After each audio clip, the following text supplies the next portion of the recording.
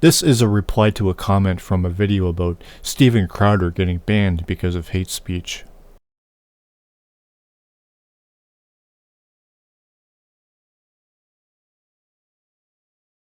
This woman is erroneously talking about platform entitlement in the context of censorship. Nobody has said anything about entitlement. If a platform is bothered by language, they have no business being a public entity.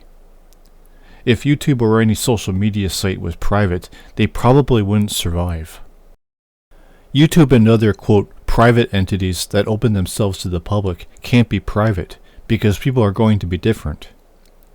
Being private involves the process of functioning on a membership basis or even a selection basis. Yes, having a private status in a public nature involves terms of service, however. Being simultaneously private and public involves a penalty for violating terms, which makes it irresponsible. Having terms of service doesn't make the company right either. To create rules is either for the purpose of control or because people don't know how to correct shitty behavior. Penalties don't change a person's mentality. Having terms of service or rules means the entity is also fucked up. Why the fuck do they want to operate privately? I didn't bother reading his whole reply when I posted on this thread. I only replied to his first 2 sentences here. Responding to the rest now. Is YouTube a supermarket? Does YouTube sell groceries? Do people express themselves at a grocery store? How is the supermarket a valid analogy? This guy explains how it works in this condescending tone, like I don't know, knowing that my position is that penalizing people for speech is censorship. He can't seem to understand, for some reason, that the rules are the censorship.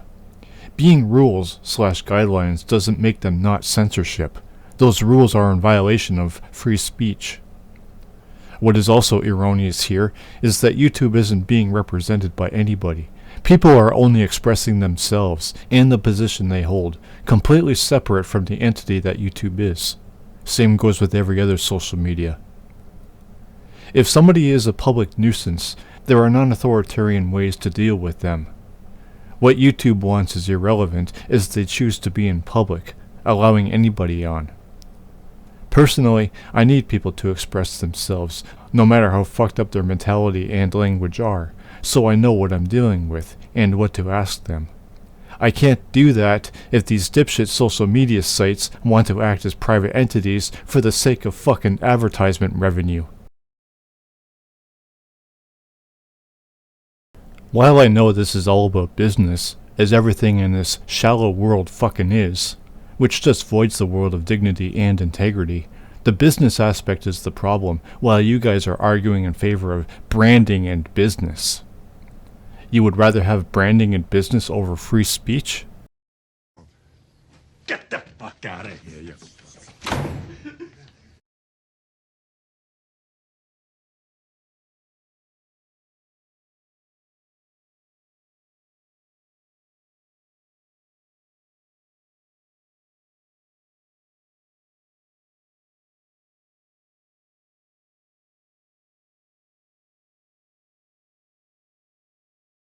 As a non-authoritarian, I do feel that such policies are low-level fascism, but they really aren't worth fighting about.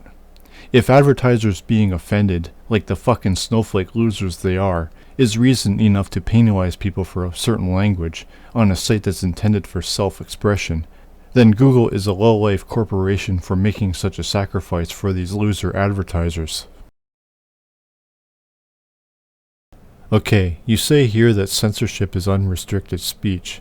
I tell you later in this to provide a definition of censorship. I also say here that you must have replied multiple times before I did, because I didn't see a few of these replies until I took these screen caps. I took the liberty of looking the definition up though, and censorship does mean to restrict self-expression. Now you're stepping away from your nonsense supermarket argument to argue that obeying the rules or suffer the consequences is common sense, which is another non-argument because all you're saying here is that obedience or suffer the consequences is common sense. while the context is censorship, and my position is that hate speech being against TOS is unfair. Yes, obedience along with consequences for disobedience is common sense, but it's bullshit in the sense that the TOS is nothing more than catering to the overly sensitive advertisers at the fucking expense of self-expression, which would be fascism. You were appealing to the authority to make your point, which is your argument. It's called a fallacy. Being rules doesn't mean they are justified or sensible.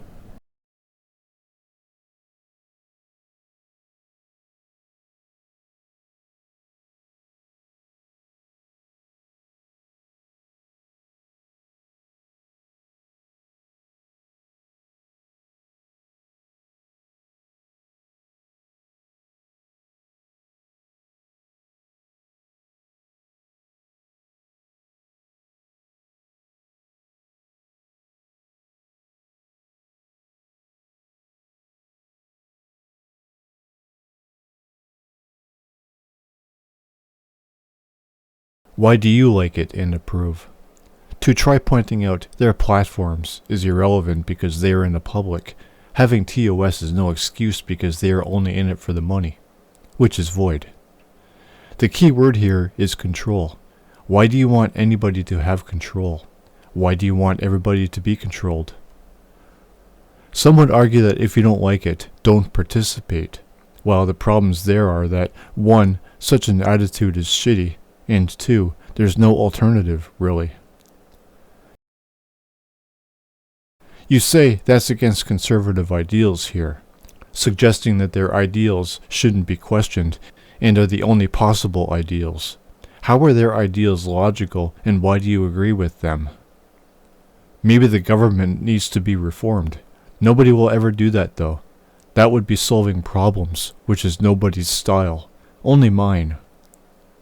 You also mentioned control. What I propose is that these platforms stop submitting to advertisers, and the platform users start questioning the followers/commenters on propaganda videos, instead of refuting with facts and arguing.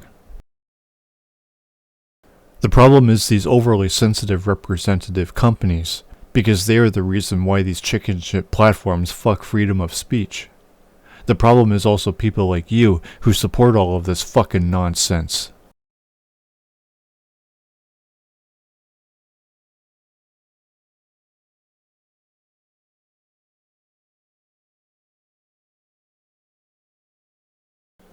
They shouldn't have TOS that restricts people in terms of the purpose of the platform, especially not for the superficial sake of some pathetic external cause, advertisers in this case.